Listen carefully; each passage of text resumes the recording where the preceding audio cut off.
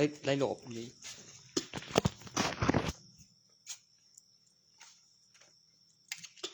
บ่ไปไอ้บุญมาเต็มมันก็นี่แล้วโอ้มันยินหมดเลยดิฉันโอ้ตบท่าบ่อีห่าบ่ท่ากูขอไปสิได้พี่เสียจะมีเจอกันได้บ่บ่ชมนะบ่กูสิจะตบเลี้ยงตบเธอบ่ซะโดได้บ่อีกูสุดเดี๋ยวหมดจักวันมีดีจังข้างรูปก้อนหินเวียงขึ้นอยู่แล้วก็ยังต้องสมันนี่เกินบึงไรดับบีมึงได้อุปกรณ์เอาไว้ทิ้งมึงได้มึงต้องการดับบีทุกอินเป็นตัวเบาหูก็สิมีพวกอยู่กูยังกูอันใดที่เขาจะให้กูจังกูบ่งั้นมันเร็วอย่า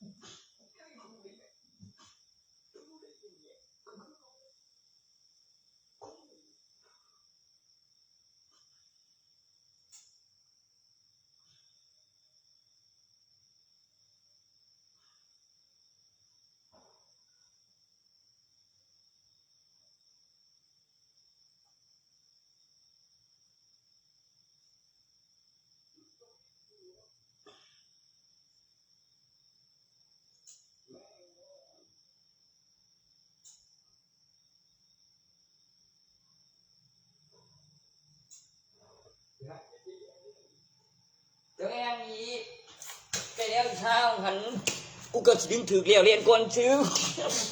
บ่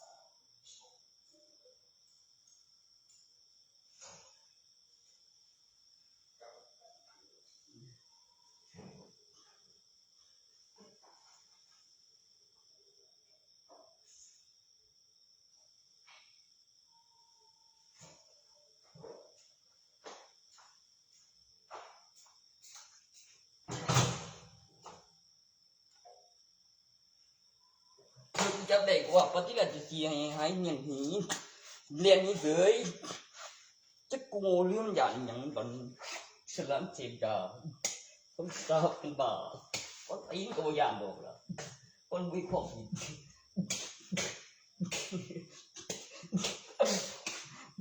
โอ้ยจะขึ้นบ่ได้ล่ะ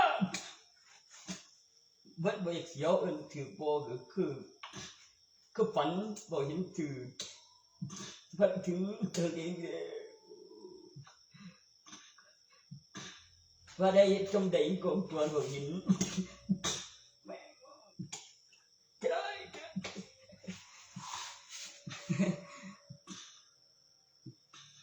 ไม่เรื่องเนาะ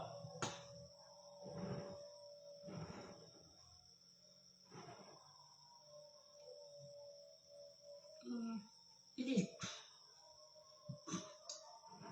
สวยแท้แล้วมันนี่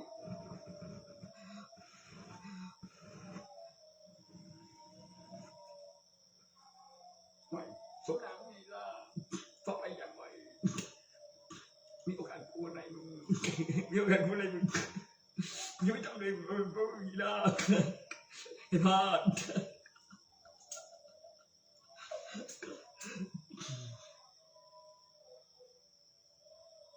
มันเจอดูนะกูก็มาแหวก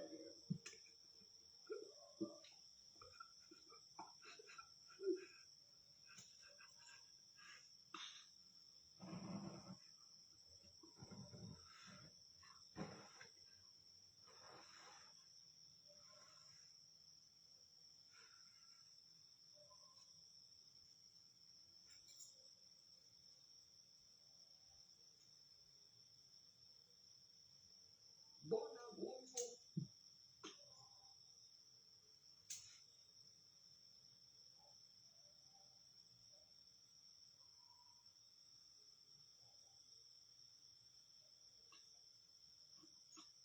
สมดังอะไรตัวกูได้ร้องเฮ้ยอะไรกูได้มาเปิด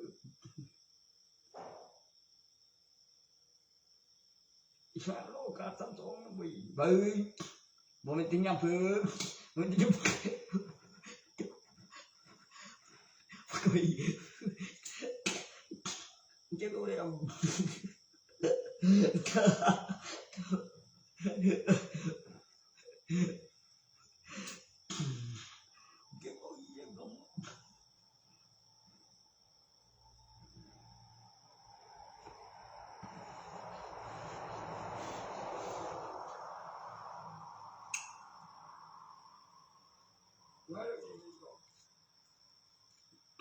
เดี๋ยวระบายจากกันมุกสาวอะไรนี่โซ่ยังดีกันเลยเยอะ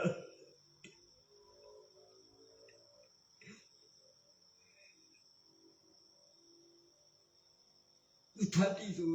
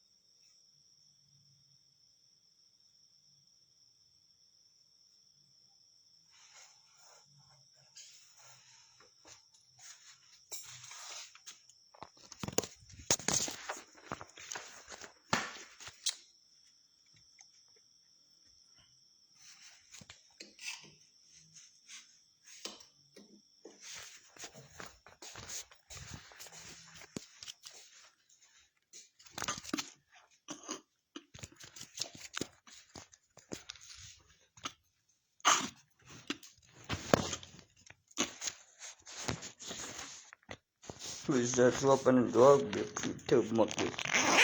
เด็กจัดเนี่ยคดี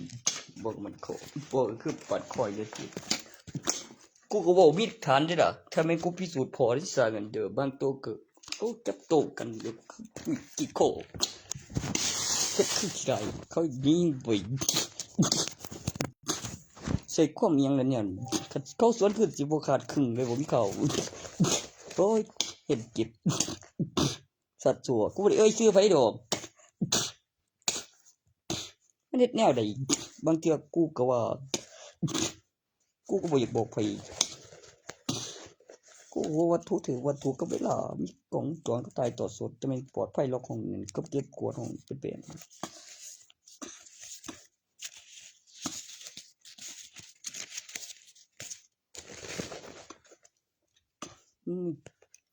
แม่ว้าวดีเออสิ่งที่ว่า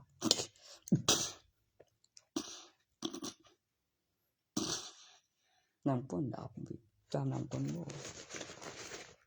โหยแต่จริงๆแล้วเดียวตัวจริงก็แน่นอนพี่บอกว่าโรบิมันจริงบ่มันจะตายจนแล้วก็ที่เขาก่อนชีวิตของดีอย่างก็พอได้ตัวเบิดก่อนหรือเบิดก็บ่ไงแล้วจิตมันบ่ขาก็ว่าเว้าเรื่องถ้าคนสวดต่อยกินต่อยก็บอกเอาไปนี่บ่คัดถึงเขาได้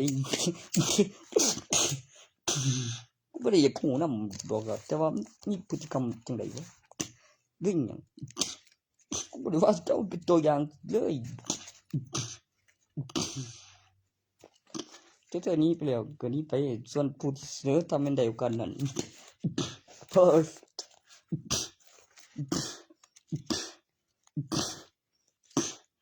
บ่แน่ดอกมันบ่แม่นเลยคือผู้ใดนี้มึงอย่าว่าหยอกบ่ก็บ่ดอกเธอบ่แบบเดียวบันหมอบ่ได้ว่าสิเจ็บปวดได้รวดราวอีหยังเลยเสียงบ่นับพอสิบ่แม่นผู้อื่นใดสนิกินบ่เก่งกลัวบ่ได้โง่นำใดบ่ได้เฮ็ดให้มึงคิดบ่ออกถ้าแม่งเฮ็ดได้เฮ็ดเลยแต่มึงเฮ็ดบ่ได้ดอกเบิ่งจากเพิ่งแล้วกับตาโตสุดมองเส้นเลือดขึ้นบ่รับก่อนย้อนบอกไว้ฉะนั้นตายล่ะ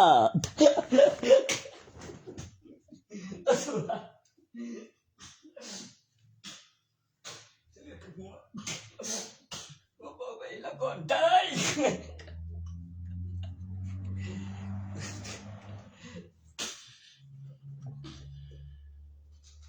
ข้าเลยใกล้ต้องใจดีบ่หรอกมึงก็ต้องพยายามเก่งกูผู้ชายสารเป็นกูยังทีเดียวกันคือไอ้โตตัวนี้นับไปเช็คเร็วก็รอถึงภูเขาอีก3 ลูกออกเรียงกันแบบพยานใน1 วิเป็นกำไร1 วิยังออกข้างนับแบบวิที่พอใจแล้วก็มีทุนมีกำไรมีปริมาณมีจำนวนการตั้งราคาของ1 จำนวนบาทแล้วก็ปริมาณน้ำหนักที่ครอบครองของ1 บาทตามแผ่นดินเป็นน้ำหนักของทองคำในสมัยโบราณที่มีการวัดค่าที่ขึ้นสิ่งก่อนจะแปรรูปปลูกเสกเป็นเส้นเป็นน้ำหนักของทอง1 บาทที่เหลี่ยมหรือรูปแบบตัวอย่างของน้ำหนักของวัตถุที่ขึ้นราคาปีพ.ศ. 2505ของประเทศไทยในสมัยรัชกาลที่9ของจำนวนน้ำหนักทอง1 บาทเป็นเหรียญ1 บาทที่มีน้ำหนักเทียบเท่าของราคาแต่ต่างตรงที่เป็นหลักฐานวัตถุที่วัดแล้วก็สร้างน้ำหนักเพื่อปรับแล้วก็แปรรูปปลูกเสกตั้งราคาของทอง1 บาทแล้วคนละสีและแสงเป็นเครื่องประดับส่วนผสมเน้นนั้นน่ะเหรอค่าขึ้นรูปแล้วก็ปลูกเสกแล้วก็สัมผัสแล้วก็แสงสว่างและเหล็กดูดไม่ดูดผ่านการแปรรูปตั้งราคาแล้วก็ผ่านการขึ้นรูปและแปรรูปปลูกเสกอีกขั้นมีห้องแอร์มีค่าบำรุงอุปกรณ์แล้วมีสูญสลายน้อยลงเห็นเป็นเครื่องประดับมีแสงสว่างใส่แล้วเกิดความรู้สึก ที่แปลกมหัศจรรย์ที่มีความนุ่มของโลหะที่ผ่านการขึ้นรูปหลายรอบแล้วไม่หมองตอนโดนไฟที่เขาเรียกทองคำแม่ง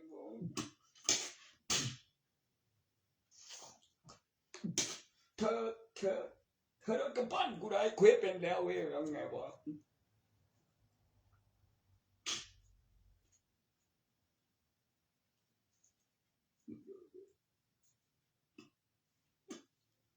บ่ไว้ใจแต่ละมันต้องย้ายๆก่อนเจ้าด้วยบ่โดนเดียวโนว่าลูกกูจะมาตัวเองอยู่โมเมน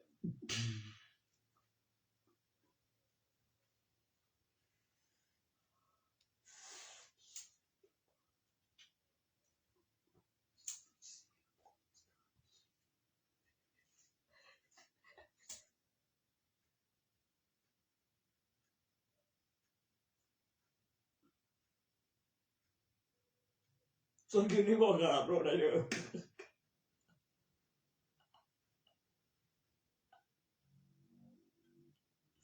ฉันขึ้นที่เขาทำพ่อตาย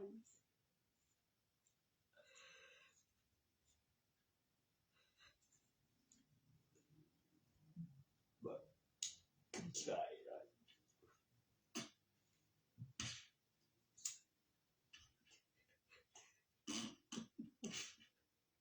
อะไรอย่างคุณเต็งยันงานเช่นจึงได้พยานในงานมีโลกกิจยานพยานจะเอาจริงบ่จริงตอนนั้นพยานก็หลายอย่างนี้คดีเป็นอย่างว่างานนั้นก็ดีได้ยังก็ทำไมตีได้มันตีกูตีได้มันดีกูบอกนายจะอะไรตีจะบอกเลยมันขึ้นมาเฮ้ยบริการถือไว้เลยตัวนั่นขึ้นมาคือกี่ไรเนาะกูเชื่อตัวนั้นเขาตีทำตัวนึงได้เดี๋ยวโอ้ยมันก็เอาจับมันได้บ่มันก็อ้างว่าตีของที่มีของดีหยังกูทนเจ็บมาโดนแล้วจังได๋ก็บ่เจ็บครับโอ้ยท้องจนไปกินทั้งยาเลยนั่นว่าเจ็บแน่นโกโอ้บ่เดียวเลยครับจนอะไรกินทั้งยาเลยคือแกบ่ค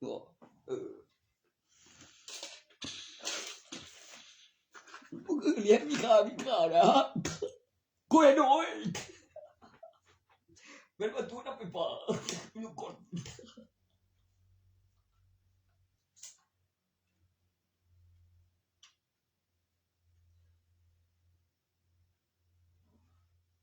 กูไม่มีค่ากูทำ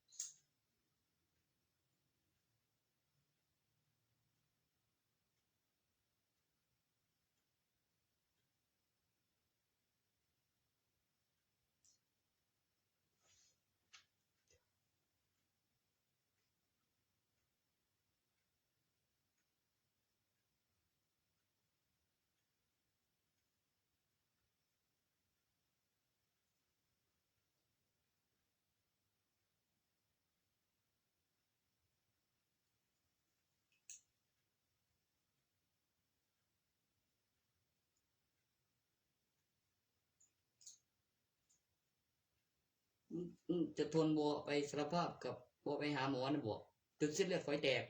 โอ้ยมันก็ทนเกินไปบ่บอกไผวิเขาบ่บอกฮอดเจ้าของให้หลับก่อนตอนปวดหัวก่อนจะมีคนทำปวดหัวหาที่แอบนอนโอ้ยกูก็ว่าอยู่สงสัยมันจะ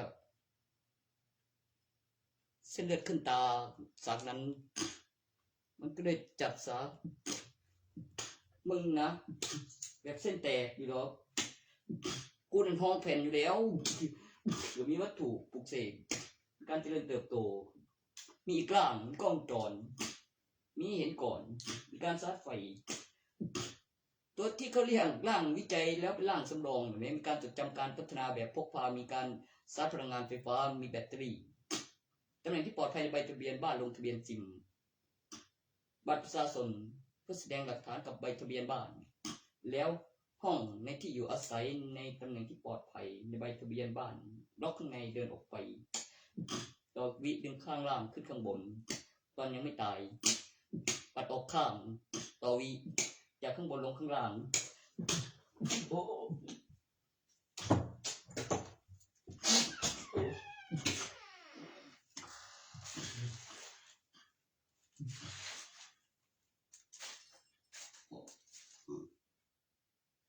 กูกล้าบ่ได้จบปัดออกข้าง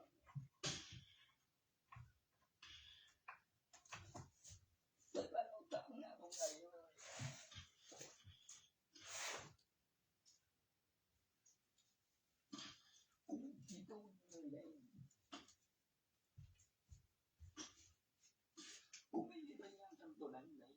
เพื่อสิกูพยายามทำตัวนั้นได้บางตัว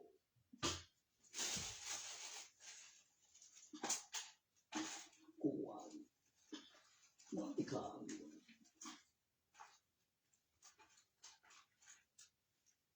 โอ้ยข้ามที่เป็นคนไกลเด็กยังเด็กได้ส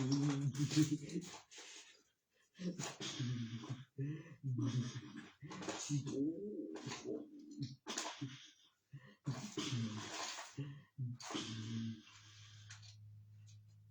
ตัวงงนั้นบ่บอกเจ้าส่งหน้ากูเลยคือแต่กูก็ปล่อยนี่กูต้องหน้าว่า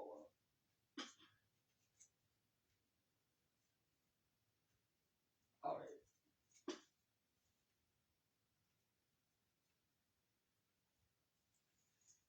ว่า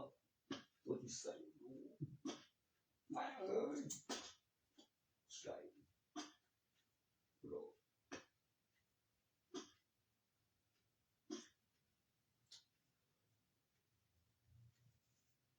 โยเนี่ยมันขยิงเลยได้ไม่ใช่ได้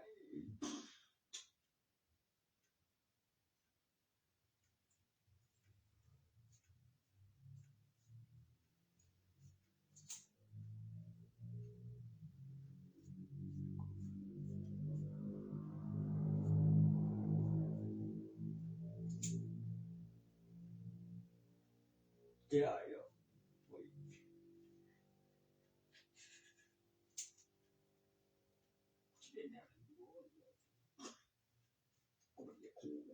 เครียดไปแล้ว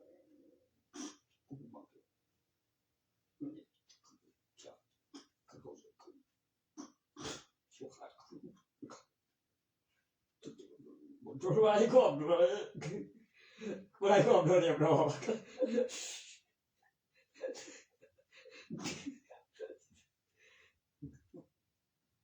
เปิดเลยตัวยาไม่ต้องเกิดการข้อขาดคนเดินใกล้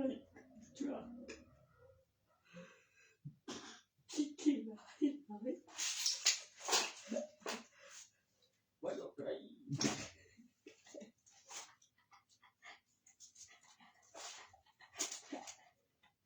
ได้พวกนั้นตัวได้ยังตัวคือมาตัวสาวตาอีน่าไอ้เจ้าข้าเนาะเจ้าข้าทั้งหมดเนาะไม่ได้ยังดีกับกูไม่ได้ดีก็ได้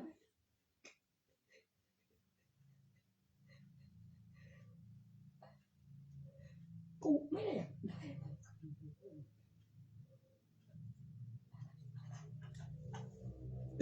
มึงมาดูไม่เป็นพยานกูร้ายไหม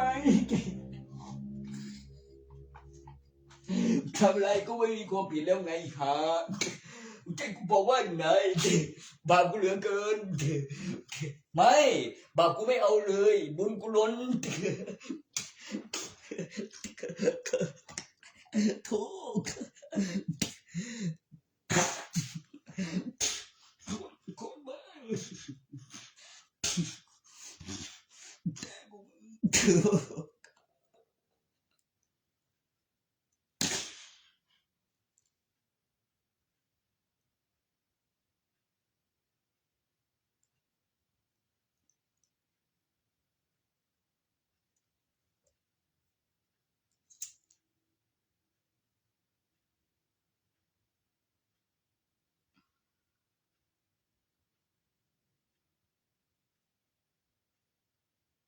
กูทำไมไม่ได้เสพด้วยวะโอ้ยไม่ได้เสพด้วย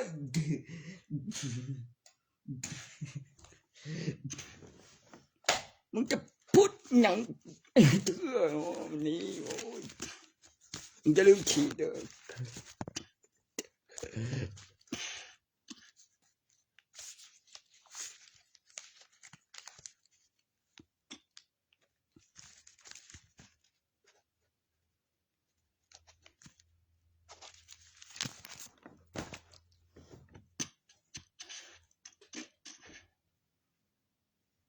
สมาธินั่งสิพา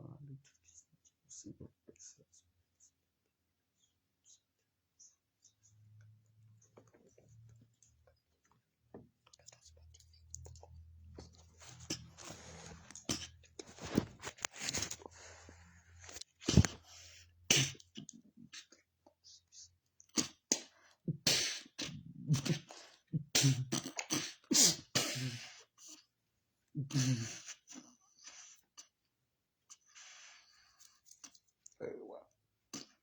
ระเบิดบ่อีกครับทำไมกูทำไม่ได้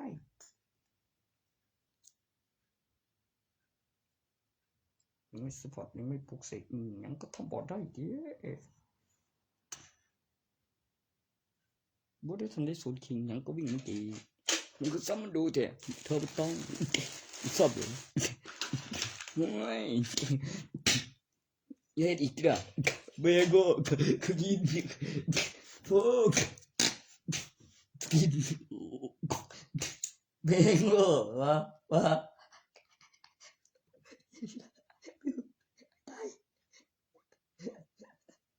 เดี๋ยวก่อนดีกว่าพี่ว่าลาก่อนพี่ก็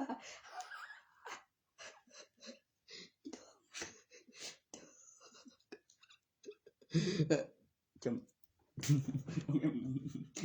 มึงจะได้เบื่อกูบ่ได้โง่มันจะเป็นเองบ่กะบ่ได้ใช้หยังแต่ว่ามันก็บ่มีจิตบันเกย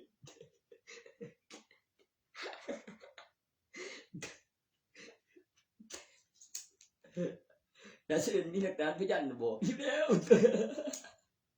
เกดไอ้โอเคมึงเกดถึงที่ตำรวจก็มาอยู่มึงโอ้ตีกูอีกูตีมึงต้องไหนที่มาเจอนะยืนนะเจน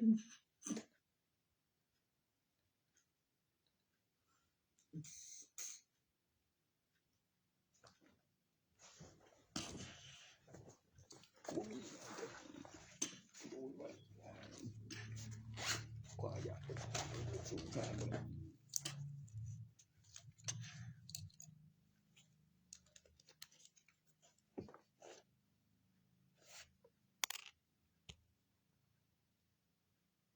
เฮ้ย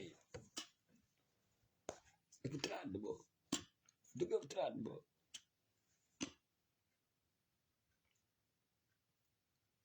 นี่ประจำย้อนกูไม่เองบ่บ่ได้โอ้สวิตบ่ได้มีวินนี่ก็น้องก็ด่วนอยู่ก็ซื้อน้องเขาแล้วมันก็บ่ได้โง่ปานใดใส่มาเบิ่งไปเอาเล่นโอ้พวกเดี๋ยวนี้เนาะอีกูเช็คไปก่อนเบิ่งได้จัง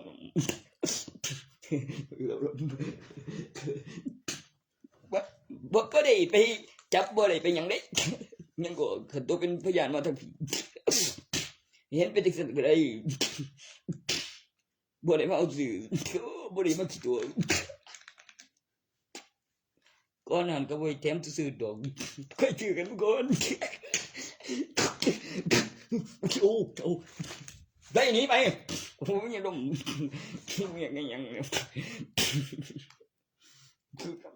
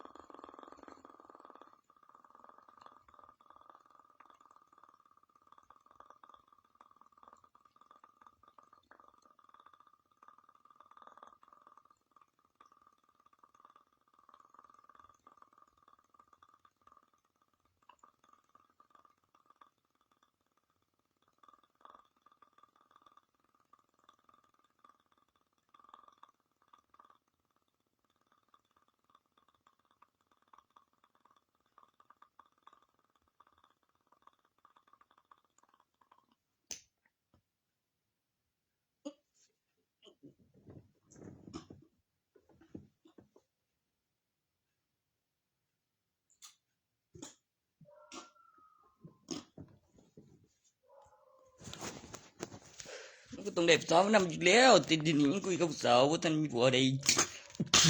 โอ้ยวิธีทานความชีวิตพอยลีกับความจริงน่ะบ่มันต้องมีเรื่องจะเอาก็เล่นบ่บ่ซะบ่เอาซื่อบ่ก็บ่โดนดอกจะเอาเลยบ่โดนก็คือว่าบ่ก็มีเลยอยู่คืนนึงเพิ่นพวกเมียยังบ่ได้ว่าได้เจอเอิ้นว่าเมียบ่อะไรมาจัดกันน่ะบ่โอ้เสียดอกเอ้ยมันถือกันอยู่แม่งเอ้ยแม่งว่าบ่ดอกจันมันก็คิดบ่ดีดอกแต่ว่ามันเป็นไปบ่ได้ดอกมันได้เป็นแม่โตตัวลูกใหญ่มันจังสิบ่ฮู้ผัวเมีย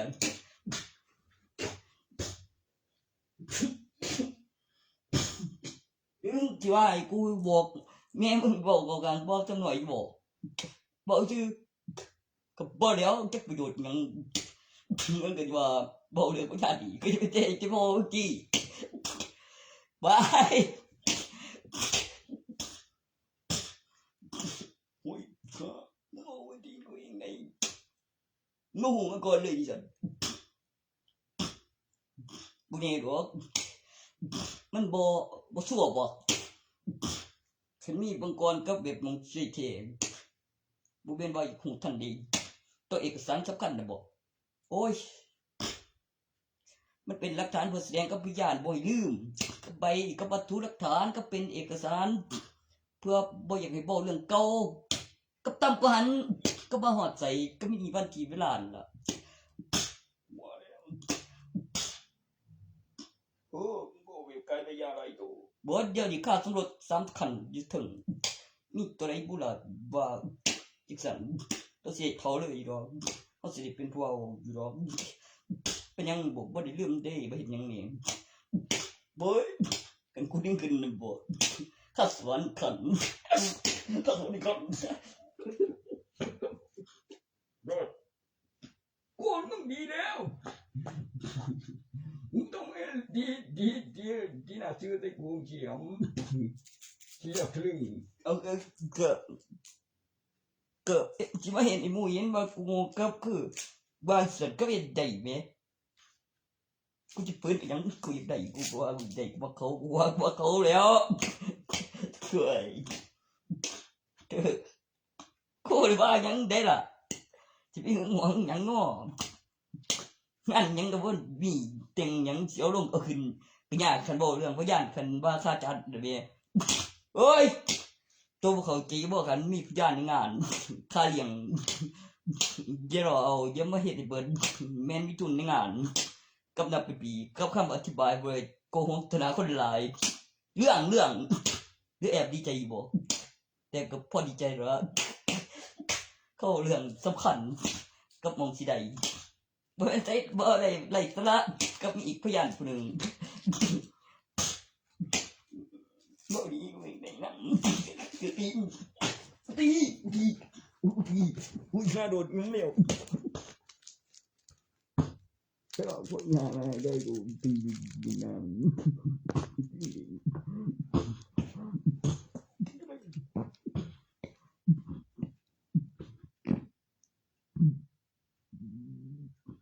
ว่าเฮ็ดงานมันสิวิสัยมันบ่แม่นแค่ไกลขึ้นมีพยานมันคนในใบทะเบียนบ้านเรียบร้อยผมออกใบบัตรปิดงานลงกับขึ้นยุงลางบ่คนนี้มีซื้อในใบทะเบียนบ้านนอกนั้นกระเด็นข้างนอกคนอื่นย้อนหยังย้อนจัดงานพยานเด้อวิธีให้มาอีกบ่ล่ะให้มาเถอะกูสิได้ว่าที่กูเนี่ยกูจะได้กูยอมบ่ทางแข่งบ่ให้กูก็ได้เฮ็ดได้บ่ได้ทุกคนกูต้องไม่ได้กูแม่นลูกคนเด้อ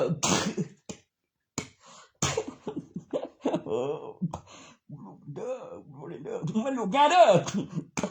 กูได้หยังกูต้องได้โอ้ยไปแม่นมีกูผู้เดียวอีกมึงมีแต่พ่อตัวนั้นบ่เฮ็ดบ่ได้ก็บ่ได้หยังบ่ไปก็บ่ได้เพิ่นบ่เรียนเสนอตัวบ่แล้วตายกูยังตีกันกับพ่อกูยังบ่เคยตีพ่อเลยสิเหลือเลยกูจะฟื้นกูจะแม่นย้อนมีเบิ่งเป็นหยังบ่ย้อนมีเบิ่งแล้วแบบบ่ตัวอย่าเก่งจนมีเสียงบ้าๆจันย้อนหยังบ่กูตายอีหลีบ่ฟื้นบ่ได้เดี๋ยวตายเด้งหายใจเก็บคำตอบจนกลับมาตอบอีกตะลึงใหม่หายใจยันอยู่หลังฟื้นกูเห็นตลอดในระยะในเรื่องนั้นก็เปิ้นก็เครียดมองมันบ่ผิวเข้มหัวหยองเพิ่นก็ไปบอกเรื่องของอารมณ์กูก็ว่าสอบไปแม่นแล้วไปตอบแม่นแล้วก็มีตัวเกิดตัวหลังให้อัศริยะไปเลย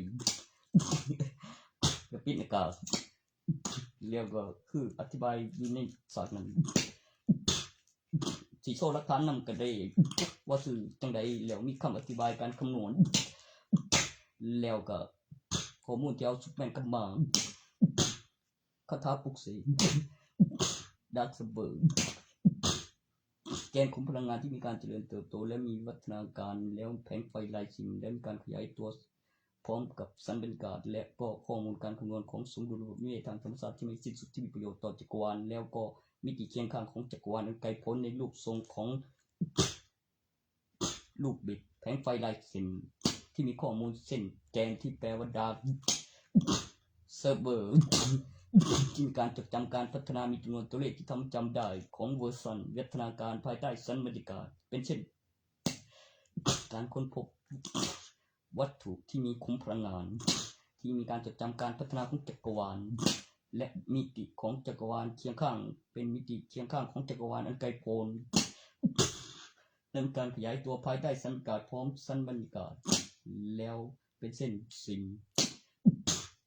แกนมีข้อมูลเมื่อเสียบและมีจำนวนตัวเลขที่ทำจำได้เวอร์ชันเครือข่ายการเชื่อมต่อการตอบสนองต่อนอกชั้นบรรยากาศหรือการค้นพบค้นหาภายใต้ชั้นบรรยากาศอีกรอบได้ไม่นานเป็นความมหัศจรรย์ของ Dark Server ที่เป็นเส้นการอธิบายของแกนที่แปลว่า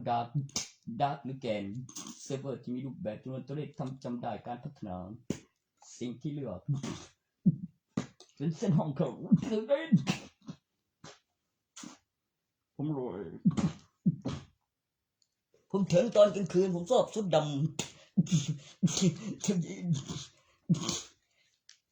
เป็นอย่างบอกคือเข้าเงาแล้วก็บริเปิดแฟลชหายตัวในความมหัศจรรย์ของการเลือกได้2 วันใน1 วันแล้วบอกไว้พิมพ์ไว้ติดแรกหายตัวโซจริงๆเข้าเงาแล้วทำไปด้วยแล้วหันกล้องไปยังไม่ได้เปิดแฟลชหาโบเจอตอนเข้าเงาแล้วแสงโผล่มาถึงถือกำเนิดรัชการเลือกได้2 วันใน1 วันเป็นการหายตัวโซเข้าเงาจับบ่ได้ไล่บุตรทันหาบ่เจอเป็นยังบ่ในระยะเวลามีแสงแล้วก็มีเงาแล้วก็มีกลางวันและกลางคืนแล้วก็ข้อมูลเลือกได้แล้วข้อมูลที่ละเอียดแล้วสมดุลกันนั้นวันนั้นไม่ไปตอนเข้าเงาเป็นเวลากลางคืนแล้วมีเวลากลางวันตอนพระอาทิตย์ขึ้นแล้วมีแสงตอนเช้าก็ฟื้นมีวันมะรืนแล้วมะรืนแล้ววันถัดไปแล้วเลือกได้2 วันต่อ1 วัน7 วันคืน1 สัปดาห์แล้วข้อมูลคำอธิบายทุกความปลอดภัยระบบป้องกันอุบัติเหตุที่แน่นๆนะจับหลักฐานวัตถุมีกำไรเพราะไม่มีหนี้ไงไม่มีหนี้ไม่มีใครทวงไม่ได้ปล้นมาเมื่อมีหลักฐานใครเขาก็รู้เมื่อมีเครื่องหมายตอนที่ฆ่าโจ๊กเกอร์ได้แล้วมีโตมาเพราะมี2 ใบตลับและกำไว้2 ใบคือร่างปลอมเกิดขึ้นจากหลักฐานแล้ววัตถุแล้วก็เกิดน้ำหนักเพราะ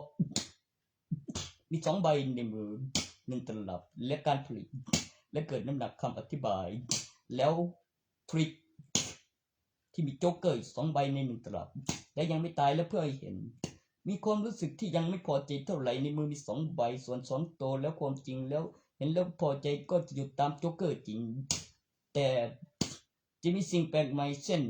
ไม่ได้เห็นเป็นโรคจิตเหมือนโจ๊กเกอร์แต่เป็นศิลปะแต่ลงทุนนานหน่อยนะทำไมลงทุนทุกคืนกลางวันนะบอกนั่นเป็นยังก็กูไปคืนเด้ครับพี่บ้าโจ๊กเกอร์ฮาเลโตมาบอกไปว่าอยู่ใกล้กันบ่ได้แน่บ่เดิมบางทีก็มีเวอร์ชันเลโตโจ๊กเกอร์แบ็คแมนเป็นยังซุปแบ็คแมนไปกับเมียทำไมบ้าดีทำไมเห็นมันเป็นสเปรย์โลจะไปกลางวันดีคงมาเจอกันกับรัฐการเป็นยังหนึ่งแสงสว่างล้วนๆโจ๊กเกอร์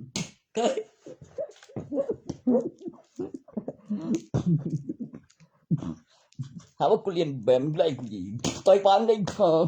หาว่าโง่บอนี่เปรียบได้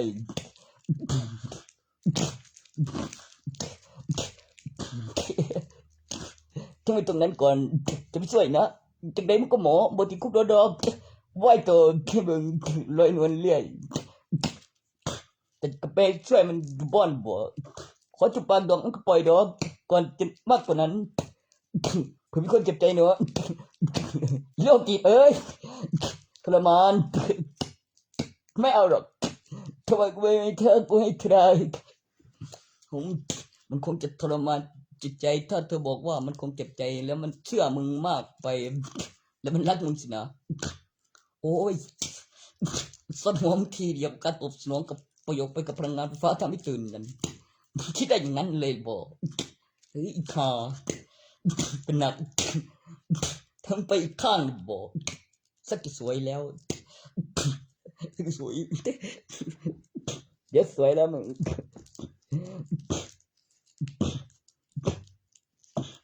โอ้ยเหมือนฝันแล้วขนาดรถยังไปจอดที่เดิมยังบ่มไปต้นน้ำเลยจะใบกับขี่ยังบุทำเกี่ยวกับใบ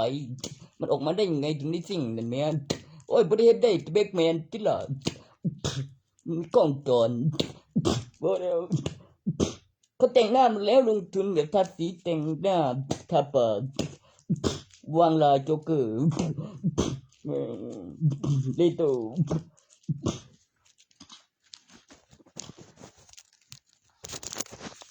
สะดวกสบายถนัดซ้ายขวาเทคมองบททันขบวนท่าภาษาอินเทอร์เน็ตเป็นขบวนท่าภาษาอินสันจังใบในตรับมองบททันนับบูเจอบริเอียดเองสะโจบเละนับแต้มนับคะแนนคือเบอร์ง่วงเหนื่อยสู้ไม่ได้ความขยันหรือความบ้าไม่ถึงบอลงทุนเท่าไหร่แรงเล่นมันน้อยประสบการณ์ยังด้อยกว่าการแสดงหลักฐานซ้อน2ใบระดับโจ๊กเกอร์หน้าหลังลายเดียวกันเว้ยโบว่าได้โจไม่ได้ฝึกใบโบได้ซ่อนไพ่ด้วยได้เป็นอย่างพับเข้ากันมี2ใบลายเดียวเป็นอย่างเป็นลายด้านหลังใครจะอยู่ตรงหน้าเบิ่งเลยขนาดเท่ากันใน1ตลับลายข้างหลังนะบอกเอ้ย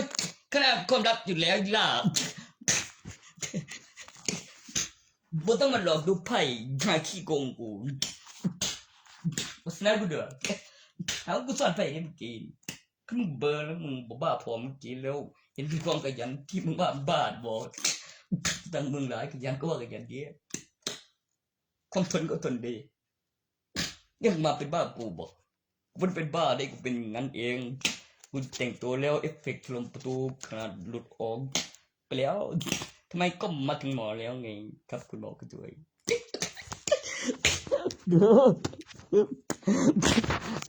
กูไม่ได้เป็นบ้านี่หว่ากูต้องเป็นหญิงไปหาสุดหล่อก่อน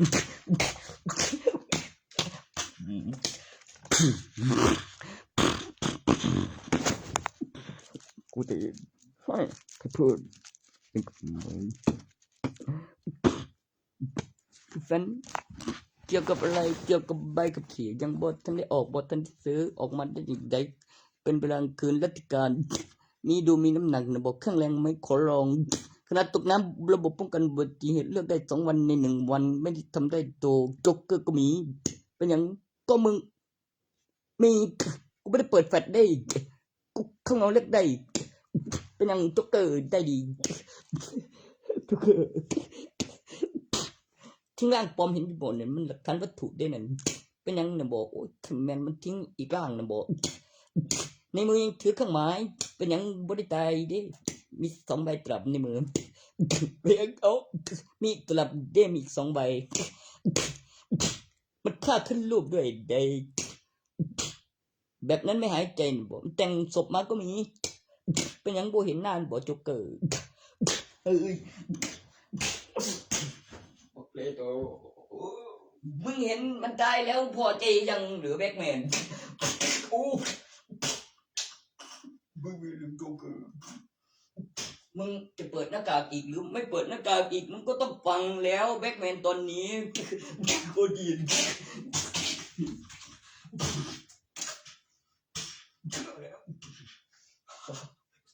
โอเค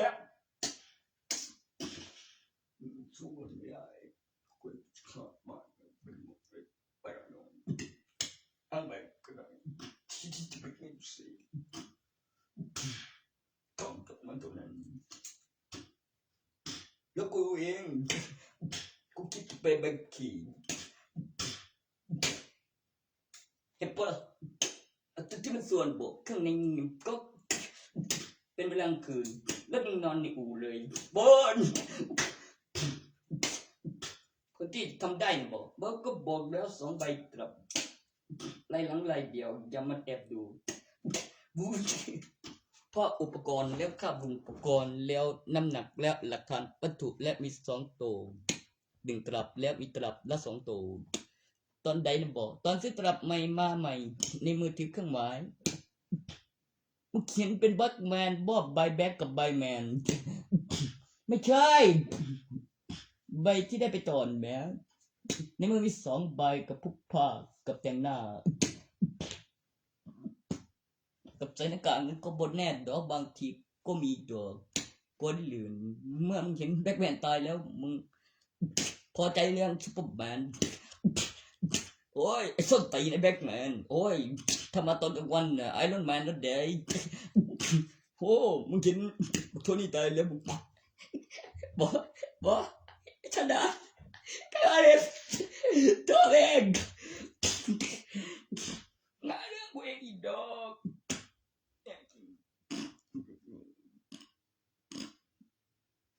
กูเที่ยวแคมป์บอกกูจะไปทำใบขับขี่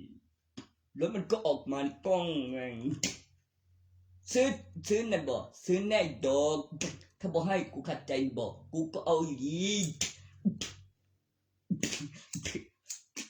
ไม่มีข่าวเป็นยังกูเบิร์ดเป็นบ้าได้ฮาร์โมนเลวจะไม่ได้หรอก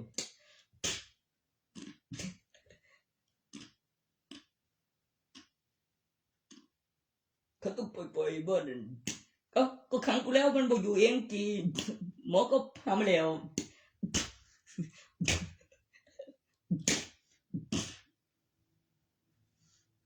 บ้าถ้าก็ว่าบ้าจริงแค่หมอบึงบ้าแล้วก็ถล่มออกไม่ใช่ด้วยกูตั้งที่เป็นอย่างนั้นแอคชั่นแรงต้องแต่งตัวหน่อยพวกอื่นอาจจะเห็นตลกได้นั่นไม่ได้คือการปลอมตัวของบุคคลโซน่าลงทุนมาหลายแต่งหน้าด้วยอาวุธครบมือถล่มประตูออกคุกเอาไปอยู่กายหามหมอมาแล้วมากกว่าบ้านแล้วได้ดีบ้าจริงๆแล้วไปหาหมอมาแล้วเหลือก็บอกได้บ้านว่าตัวที่ทำแล้วได้ดีแล้วปฏิเสธมันแล้วอธิบายแล้วบอกไว้บอกมันก็ได้อยู่ดีได้ล่ะได้ดีได้อีกก็เอาได้ตัวเกิมรอตัวเร็วมันนั่นปั๊บมันก็นั่งยืนหัวเลยโอเคตัว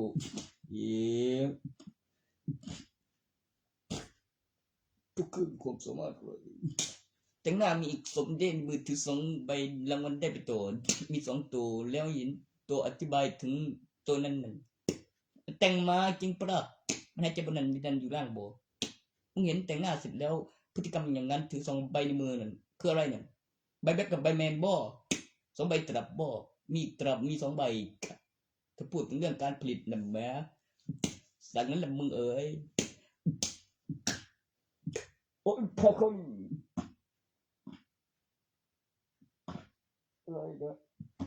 แน่โตเถอะมันก็จะตายอีกล่ะจะตายด้วยนะบอกคนยังไม่ตายจะแจ้งตายไปทำไมมันจะตายบอสเราพูดถึงเรื่องผลิตตลับละ2 ใบตลับอื่นก็มีอีกเจ็ดอีกได้นั่นมึงเห็นแล้วเป็นยังไงทำไหมล่ะใครจะเล่นตลกดูเนาะแล้วยืนพูดเอง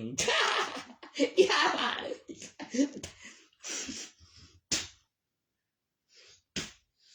มึงไม่สงสารเลยนะไอ้หาแบกเป็น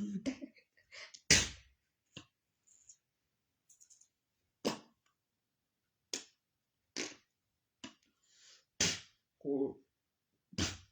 ไม่อะไรพูดเลยแบบนั้นมีประกันเขาจัดงานศพไม่ก็วันปันอยู่โรงพยาบาลคือประโยชน์มันบ่นั่นคือยาประกันก็มียังเยยากเก็บโอ้ยแน่คนนั้นบอกเรารอตัวอยู่นั่นในมือถือ2 ใบด้วยยังไงด้วยส่วนงานง่ายกว่านั้นเนี่ยคนขึ้นรถตัวอย่างอ้าวไปทำอะไรถ้ามันไม่มีประกันแล้วมันไม่รู้มันเป็นไฟแล้วอ่านใบอะไรที่มาที่ไปยังไงคิดแดงหน้าหายใจก็ไม่หายใจวิญญาณก็ไปอยู่ล่างเจ้ากลับยังไง แล้วแม่มีผู้เอากลับได้บอกมันก็ออกมาแล้ว มันจะไปสายแต่งหน้ามาด้วย ในมือถือหลักฐานได้ ใน1 ตลับมี2 ใบ ที่ใบแบกแม่งใบแบกหรือใบแม่งมึงยังไม่ได้คาดในนั้นมึงเห็นอยู่บ่หลักฐานในมือ2 ใบในตลับมันตัดหน้าแล้ว มันยังถามว่ามีความรู้สึกไงทำเหมือนอะไรเครื่องหมายมึงอะไรแบกแมนมึงจะจัดการมันนะบ่คือมึงเห็นแล้วไงว่ามันตายถือหลักฐานแล้วว่าการผลิตแล้วก็รูปแบบที่ฟุ่มเฟือยแล้วก็ค่อยมาเก็บทีหลังน่ะกูเชื่อหรือไม่เชื่อกับวัตถุที่บอสได้เอาไปซื้อขาย กับเครื่องหมายที่พกได้อยู่แต่แบกแมน โอ้เครื่องหมายพวกใด เจ้ากลับไม่ได้ยังไงกับเครื่องหมายอย่างนั้นกลับมาที่เดิมแล้วบริเฮ็ดเสียมีหลักฐานกองจรพูดถึงเรื่องแจ้งความอีกบริเฮ็ดหายมึงจะเอามากูเป็นพยานให้หรือบอกโว้ยอีกบุโดนกำหนดเวลามันก็กลับไปที่เดิมตอนหลังจากถ่ายรูปเสร็จได้แบบบอกไอ้เครื่องหมายแบ็กแมนรัติการนั่นมึงเห็นสองใบตลับอยู่บนนั้นเป็นอย่างก็ชีวิตได้มันอยู่ในตลับเดียวคนจะฟื้นหรือบ่ฟื้นน่ะบอกแม่นฟื้นมาจะไปสายมึงเห็นตายแล้วยังไงเขาเด็กก็บอกมีความรู้สึกไงจะไปไล่เขาอย่างถ้าไม่ตายก็เทียมมึงนี่ไงเทียนอะไรมันได้ล่ะกูบอกค้างไว้บอกอย่าเพิ่งจ้องเฉยหาว่ายิงบอกเข้าบอกก็อยากถามว่าพูดรู้เรื่องไหมกับกูกับมึงไปหาหมอแล้วกับทะลุคุกโอมันก็เป็นแบบแบ็กแมนบนเหลือโดนเป็นอย่างไม่ก็จะมีทำบัตรใบขับขี่นะบอกใส่ในข้อมูลส่วนตัวกับเครื่องหมายฮอดเข็มวัดแล้วก็ระยะที่หมุนล้อขนาดสลับคันตัวพกไปได้ด้วยนะแม่ตรงนั้นได้แบ็กแมนการจดจำการพัฒนาเป็นเส้นสมองกับคันขี่สินะกับมีหลักฐานที่บ้านกับคันแต่งโอ้ยบอกไปก็ได้เดี๋ยวพูดถึงเรื่องเวลาคืนตอนเช้าฝืนนั่นคือฝันก็เองเปลี่ยนจากเวกกระจกสักนี้นะแมวไม่คือโจเกิมตายแกบ้ามแต่งบ้ามยังไม่ตายมันจะไปสายลำก็เถียงหนีได้ไปต่อบายบายแบ็กแมนถึงไปเลยตัวบัดนี้เราไม่ได้โดนซอดสมองบอกแบ็กแมนรัติการมืดข้าเองมืดเนี่ยเนี่ยบอกเนี่ยก็ยังบอกมันไม่โตจริงโอ้โหจริงมันไม่โตเนาะกูโตเนี่ยมันยิ่งขึ้น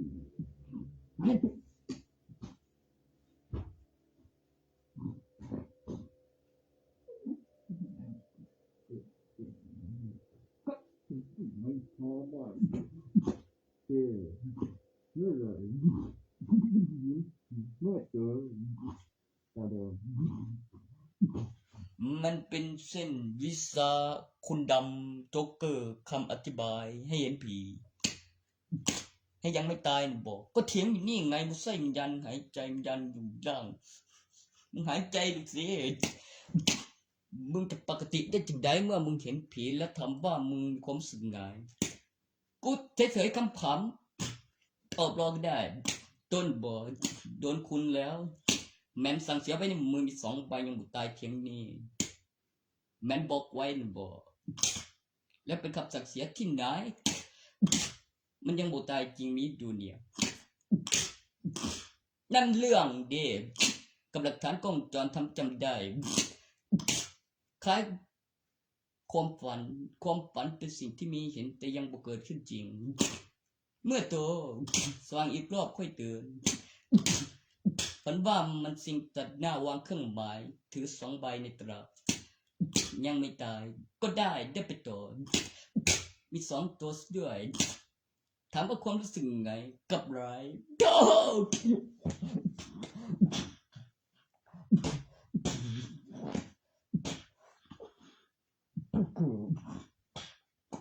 สุดยอดเจ้โอ้ยังไม่เธอ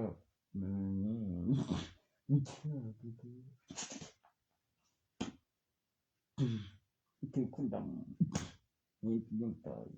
ต้องไปแจ้งหาได้ว่าเป็นศพผู้ใดถ้ามันแต่งหน้ามาถ้าบอกใส่จ็อกเกอร์จริงได้จ็อกเกอร์จริงเป็นยังไงเมื่อไม่ได้แต่งหน้าแล้วบ่ได้ลงทุนแล้วบ่ทันได้แบบคือว่าออกลงแล้วยังบ่ตายหายใจดันอยู่ล่างบ่ได้เป็นบ้าอัจฉริยะได้ดีทำไมเห็นเป็นความขยันก็ได้คือคุณหมอข้างมันบ้าแต่ความเชื่อน่ะบ่มันจะอธิบายประโยคคำบ้า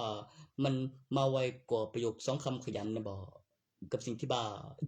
กับสิ่งที่ได้ยินถ้ามันไม่อธิบายถึงประโยคคำสิ่งที่ได้ยินกับสิ่งที่บอกไปนะบ่บ่รู้บ่ได้ยินบ่หยังเลยแบบชับเปยทำไมบอกเอ้าก็มันอธิบายหรือยังบุล่ะสิ่งที่รับรู้กับคำอธิบายและหลักฐานเป็นวิดีโอเมื่อที่เจอคาถาดังกล่าวเมื่อกี้เฮ็ดจำได้มีกล้องจรความฝันสิ่งที่มีเห็นแต่ยังบ่เกิดขึ้นจริงแต่มีคำถามขึ้นมาว่าความรู้สึกไงเมื่อไล่ไปแล้วโดนศพแล้วจะรู้ได้ไงแต่มันยืนดูอยู่แล้วเป็นคนทำเองแล้วเพราะอะไรบอกจบแบบว่ายืนเถียงนี่ยังหายใจยันอยู่หลังอะไรเป็นไปไม่ได้สิ่งตัดหน้าต้องฟันเลย2 ใบในมือกลับถัดไปก็มี2 ใบรางวัลได้เป็นตอนในมือมีอีกใบแมนตัวตายเลยเหมียมีอีกตัวมีกลับเดมีอีก2 ใบ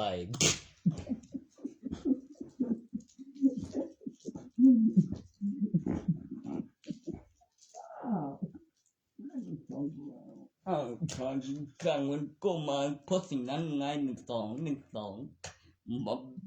มาแบ็คใบแมนเจออะไรบ่เอ้ยเจอใบ2 ใบใบละใบค่ะใบถือที่ไปมึงโดนใบสองใบอะไรโชคแต่งเนี่ย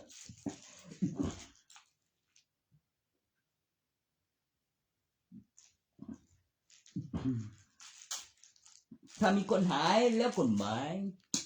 แล้วแบ็คแมนก็มืดหลับไปแต่จับได้ว่าหลับในกลางถนนตอนนั้นแล้วฟื้นขึ้นบนเตียงมันเป็นความรู้สึกที่ต้องอธิบายแล้วเป็นฝันที่พูดยาวแล้วก็จำได้ว่าเครื่องหมายสิ่งตัดหน้าบอกใส่แบ็คแมนจากนั้นในมือถือ2 ใบหลับกลางถนนคนยังไม่ตายยังหายใจยันอยู่ล่างผีก็บอกใส่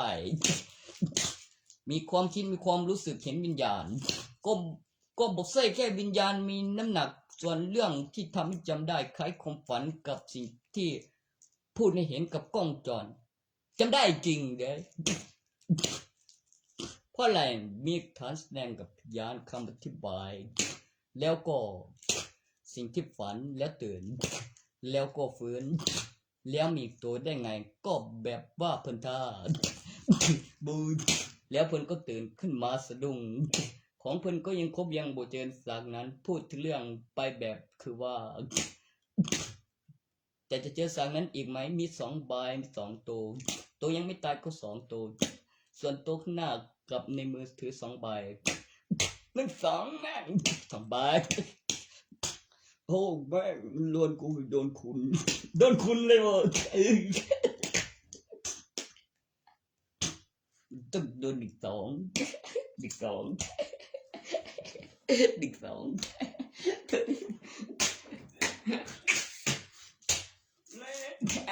2กูจะอยู่บน1 2 1 ใบ2 ใบจับบ่ได้ปุ๊บเบอร์ยังก็เบอร์ลมตื่นบนเตียงโอ้ย ขี้คร้านบ้าโอ้เขาเอิ้นหยังว้าวมันถือคุณยังว่ามันมีของเกือบตายรับหนึ่งย้อนหยังย้อนในสมองมีการตอบสนองอัจฉริยะความสามารถด้วยบนเตียงบ่ยังไผหู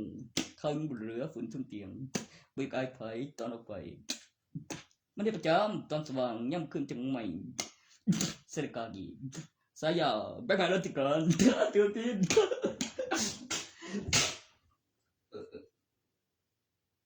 กะลึกอะมึงพูดจริงเลยไม่รู้ไม่ได้หรอกมันเป็น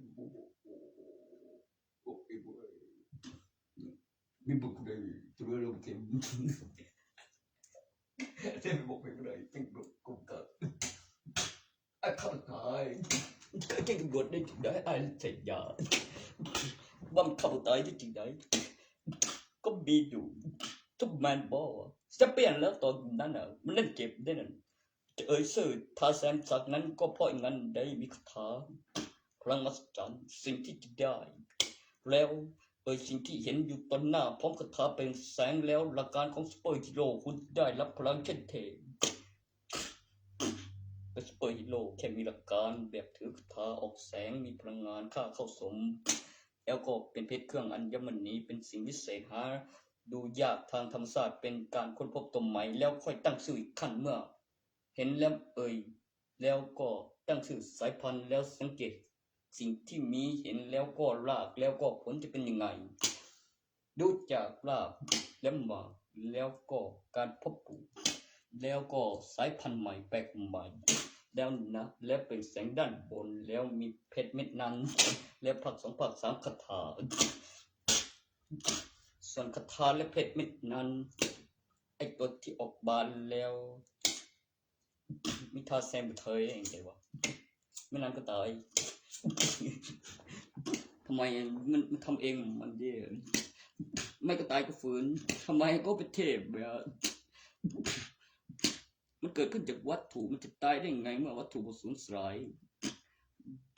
ไม่ก็วันเดียวหรือว่ามันพรุ่งนี้ตอนพระอาทิตย์ขึ้นมันก็ฝืนเป็นอย่างก็ต้องตื่นแล้วงานแจ้งสว่างไอ้ตาแซม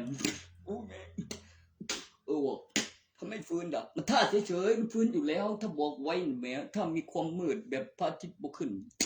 นั่นได้กูบอกเลยอย่าว่าแต่ท่าแซมคือเข้าลงไปแล้วหลายโบยท่านได้แบบบอกแบบเทพเจ้าเวมันบสูญสลายใช่วัตถุมีพลังคำอธิบายตำนานสิ่งที่จะได้แล้วมีหลักฐานเพื่อแสดงกับพยานเป็นเช่นสัญญาก็ได้เมื่อมันจะพูดจะแต่ต้องได้รอได้แต่อย่าให้รอนานก็ได้แบบแค่จะมีพลังสื่อใช่คือกินแชมเปี้ยนรถไอ้กูนะแชมเปี้ยนเดี๋ยวก็ดีเลยกูจะเจอเดวิดได้อะไรกูจะหาท่านเองชื่อแชมเปี้ยนไม่ใช่ว่า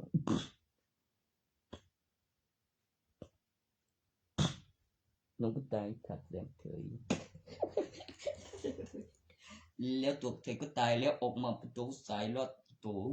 เห็นศพด้วยดีไม่นานก็เห็นใหม่เพราะนั้นตรึงต้องการจะแยกหลังตัดความเป็นกระเทย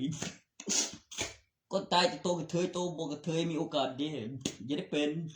ทุกทีบอกแล้วแนวไหนมันถึงจะตายมันกลายสาบแช่งนี่นะมันสาบแช่งโอไซรอนมันตั้งจะแยกแบบละเอียดเลือกได้มีดูไปต่อยังบุตรจบมี2 ใบกลับอีกเธอของปลอมเยอะมากเลยมันถึงตายมาตุกบงถ้ามันเงียบเขาไปงูเงียบเขาได้จริงได้มันรอตักนั้นอยู่แมนฟื้นขึ้นมาบนท่ามันก็อธิบายนี่ไงแบ็กแมนกูข้าว่ากูกลัวแล้วกู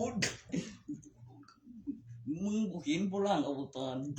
บ่ใช่แค่นิยายนี่ตูนในสุริยคราสทั้งจักรวาลจีไอ้ผู้เดียวคายมันพลรอยทุกทีเยอะเลย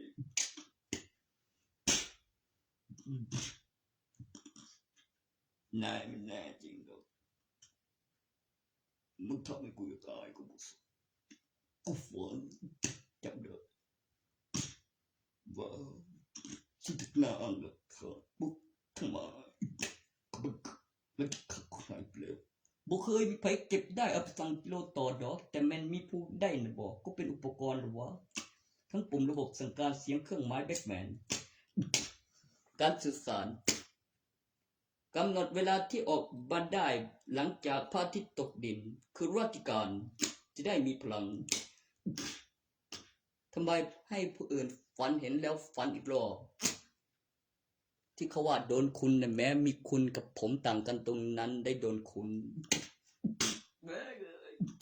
ทำไมคุณตื่นแล้วฟื้นบนเตียง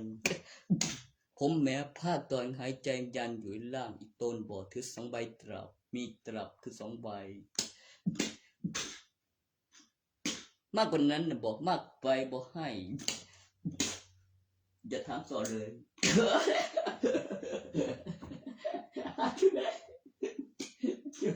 เรียนไม่รู้โดนคุณยังไงที่คุณกับผมต่างกันตรงคุณโดนคุณเป็นจีนมากเลยโอ้ผมบ้าเลยส่วนกูโดนยัง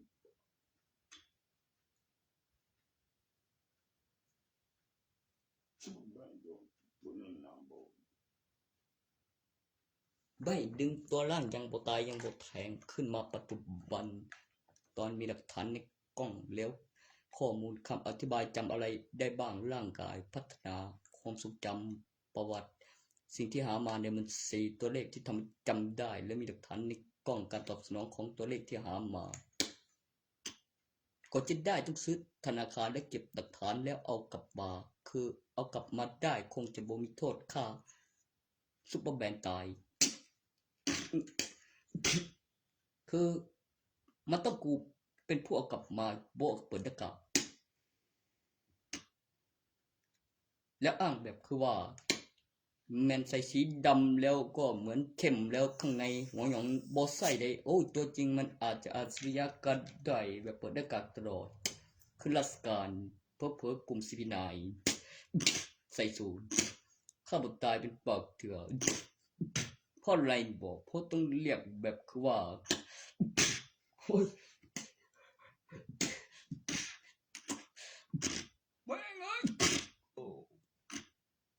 มีในความจริงสตีฟทูเมนบอกอุ้ยสุดยอดแบงบอกโอเคบอกเขาเป็นอย่างนั้นใช่เลยสำหรับนักธุรกิจความสามารถผมรวยผมสร้างกำไรวัตถุเป็นแบงบอกอีกต้นนั้นบอกได้มาโดยบุญล้นบาปปฏิเสธไว้หมดคือไม่มีบาปบทบาปฆ่าตัวตายไม่ตายไม่ยอมแพ้ภัยบอกให้ภัยเลยถ้าทำให้ยอมรับไม่ได้นอกจากทำได้มีดูมีจริงมีไม่กี่คนมีขึ้นแล้วลงอยู่ในตำแหน่งที่เข้าใจตรงกันตอนเวลาปลุกเสกแม่นมีได้แบบบอกไว้ก็มาสิจะเข้ากูได้ยังไงกูแขนภาพเยอะเลยเว้ยเฮ้ย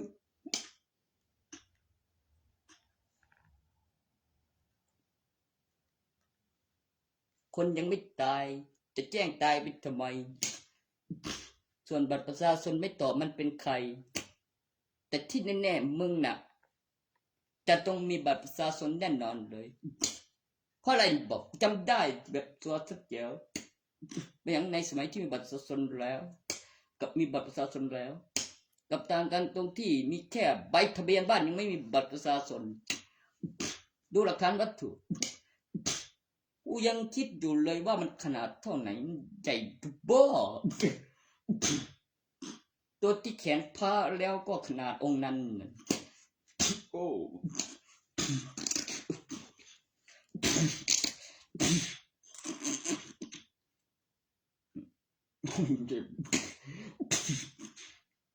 คนเล็กๆเองมันก็บอกกันตัวกลัว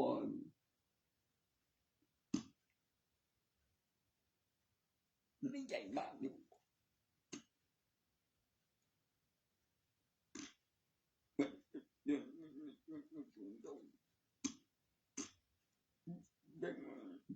โดนคนว่าคุณกับผมต้องกันตรงนั้นเองโดนปืนเตียงฟังไอ้หาแบ็คแมนบางวันมึงบ่ได้ไปละเมอเพลงได้บ่ได้ไปทำไมก็คือว่าเว้ย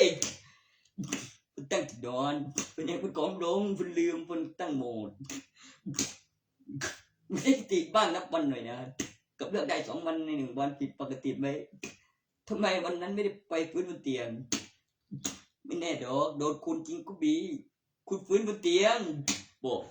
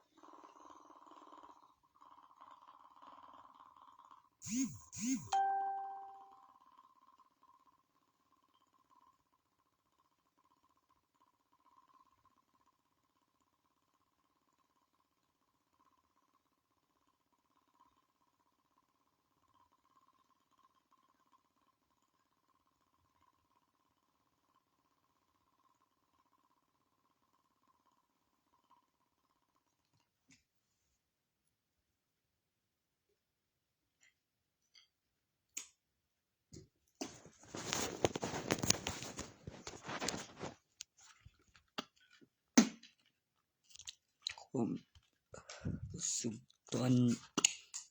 ที่บ่ได้ใส่ชุดแบ็คแมนแล้วบ่ใส่หน้ากากแล้วเข้าบ้าแล้วแบ็คแมนโดนคุณแบบลืมตาแล้วมืดฟื้นบนเตียงเพราะอะไรนะบอกเพราะอธิบายบอกแล้วรัฐการในโครงการบ่มีแสงบ่ได้เปิดไฟ